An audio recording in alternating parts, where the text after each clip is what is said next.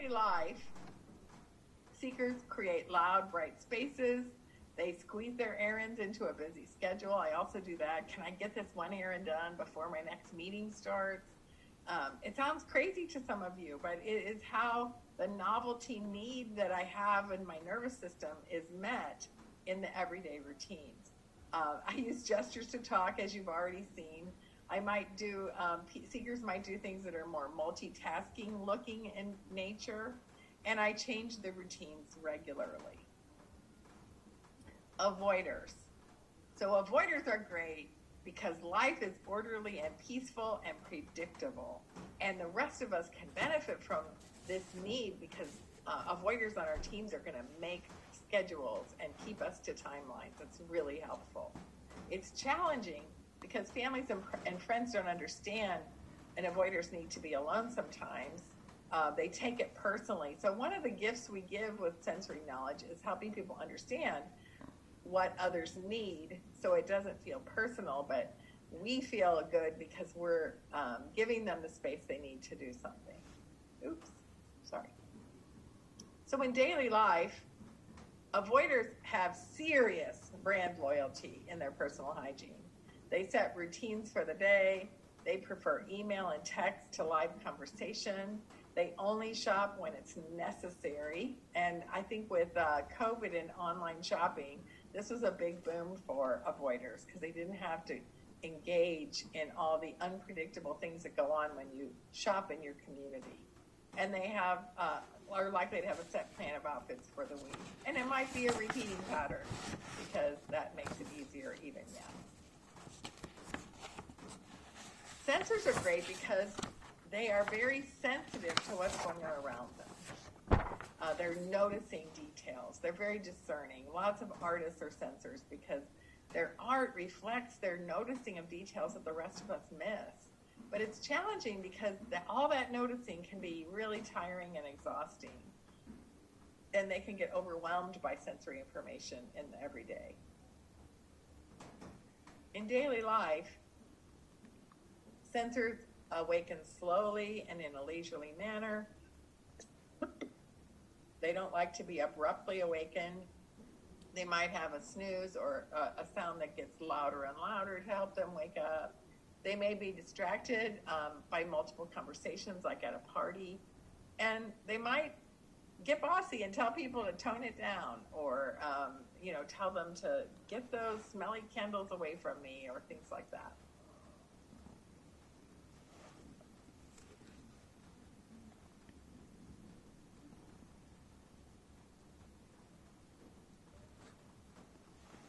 So bystanders are great because they're not bothered by things.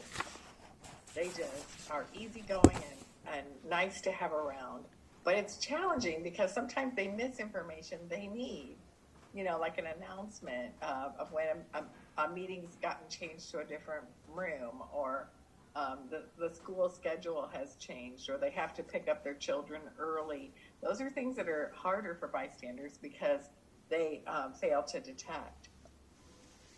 So in daily life, this can be the whole range of things. They have a hard time waking up because there's a big space between sleep and enough stimulation to get activated for the day. They can lose their keys or their homework. They leave without having all the things they need. There might be piles all around the house, but they're very easygoing about schedules. My husband has bystander tendencies, and he has a wife that is an occupational therapist and knows how to organize stuff. But bystanders are not. Remember, this is what their natural state is. So, finding a place to put your keys. He puts his keys wherever the spirit moves him to put them. Like when they get in his way when he's sitting down, or like if he's looking for something in his pocket in their way, he'll take them off and put them on the table. So we have to kind of reenact prior events to figure out when he felt the need to take his keys off, because it's not the same every day. And those of you in the audience that are sensors, for example, you have everything's very precise where you put things.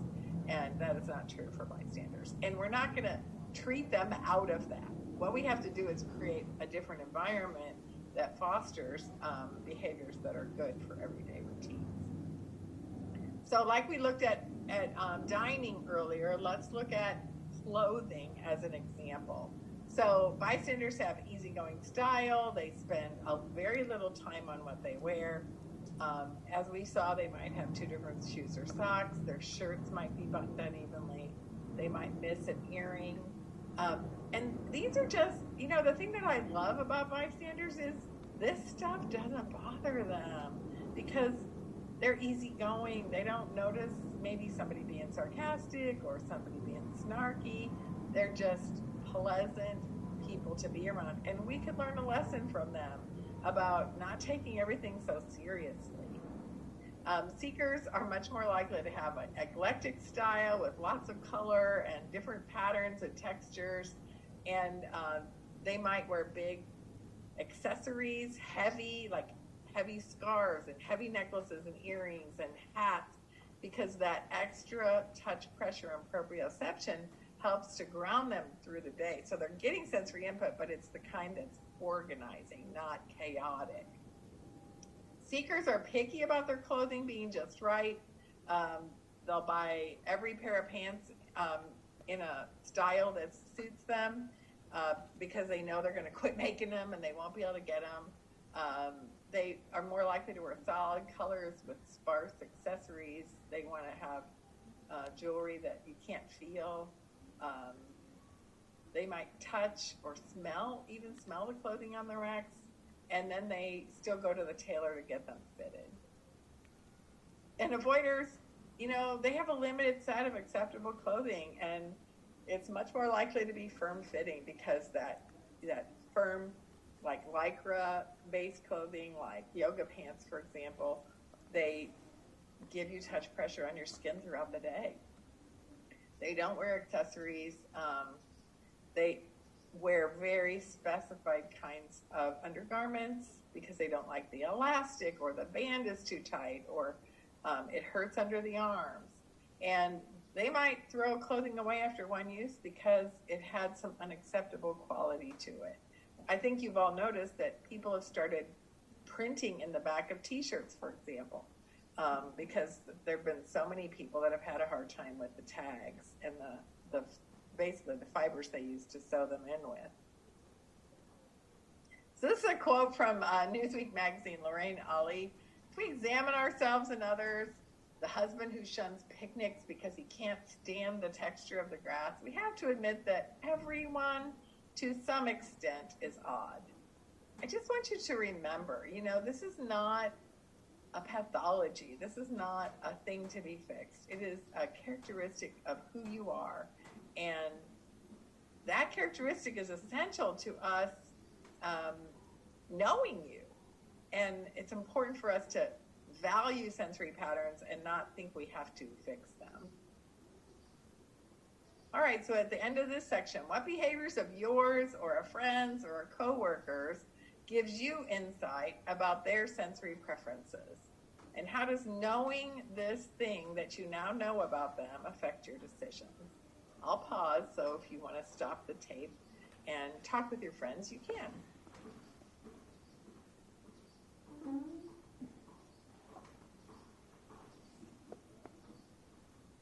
Okay, welcome back. Our next section is about context. We just looked at some examples where context matters. So let's look at how it plays a role in how sensory patterns show up in everyday life.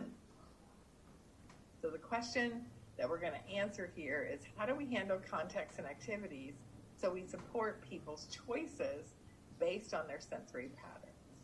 I hope it's clear by now that authentic practice must concern itself with these activities and context. Person factor knowledge informs us about what characteristics in the activities might matter the most. In traditional therapy, our focus has been on changing person factors so that people can do life activities. However, the literature indicates that skill development does not translate into participation. We have to see where the need for person factor skills shows up in the person's narrative, which includes their contexts and activities. When do they need better grasp? What required balance is going on during the day? How does cognition impact a new situation when they have to figure something out? So we're going to return to those characteristics and see how they show up.